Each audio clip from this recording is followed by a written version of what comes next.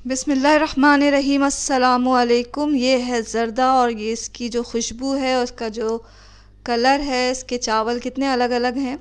ये खाएंगे तो आप जो देगी ज़र्दा है वो भूल जाएंगे, इतने मज़ेदार ये बनता है। इसकी खुशबू बहुत ही मज़ेदार है और बहुत ही प्यारी है और बहुत ही मज़े का ये ज़र्दा तैयार हुआ है। तो चलें इसे बनाना सीखते हैं। इस ज़र्दे के लिए हमने जो है चावल लिए हैं वो सेला है। आप चाहें तो प्योर बासमती राइस भी ले सकते हैं।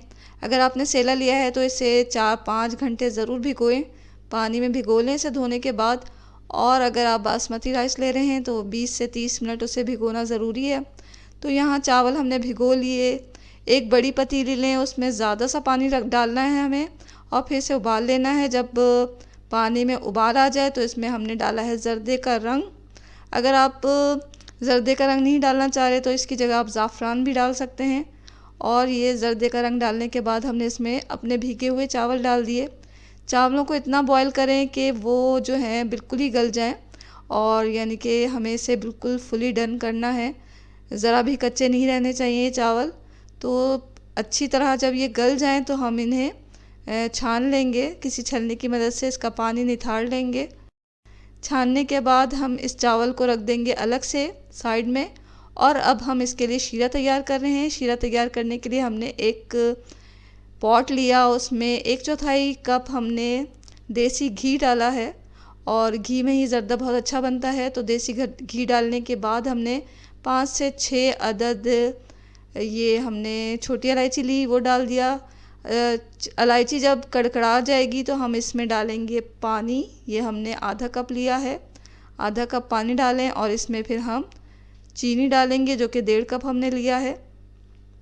1.5 कप चीनी डालने के बाद अब इसे हमें इतना पकाना है मीडियम फ्लेम पर कि ये जो चीनी है वो अच्छी तरह हल हो जाए पानी में।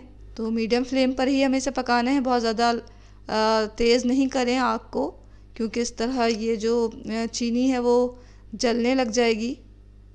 तो मीडियम फ्लेम पर हम इसे मुसलसल चमचा चलाते हुए पका लेंगे। यहाँ जब चीनी अच्छी तरह पानी में हल हो गई और हमारी शीरा तैयार हो गया तो हम इसमें अपने चावल डाल देंगे। साथ ही हमने डाल दिया है तमाम नट्स और किशमिश।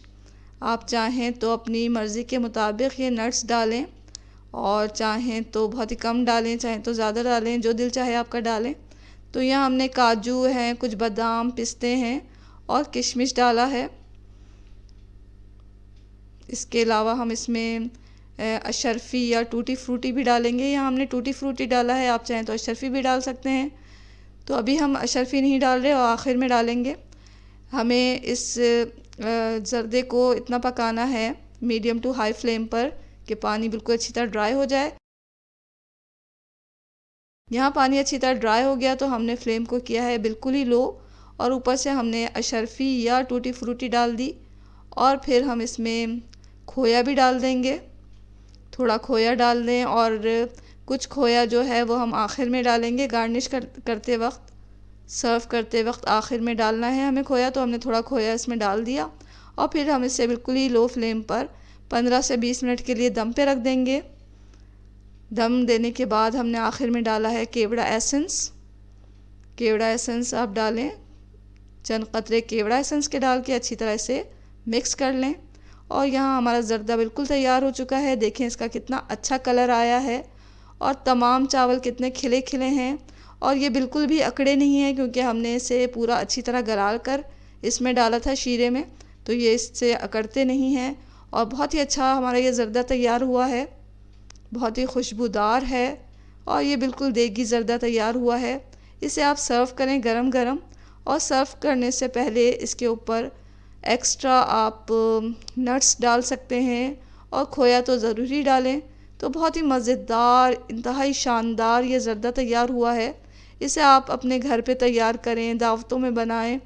ये आपको, आपकी फैमिली को बहुत ज़्यादा पसंद आएगा। अच्छा खाएं, खुश रहें और अपनी दुआओं में हमें हमेशा याद रखें। इसके साथ ही अल्लाह हाफ़िज़।